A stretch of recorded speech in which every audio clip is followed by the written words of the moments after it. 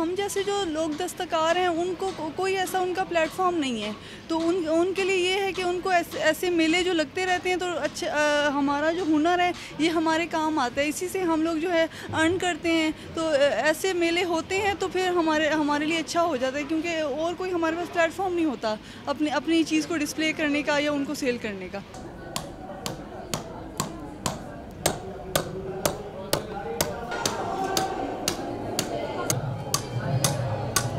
ये दम्बूरा बनाता ऐसे बनता है, दम्बूरा बनाता है, साज है हमारा बलोच की सखावत है।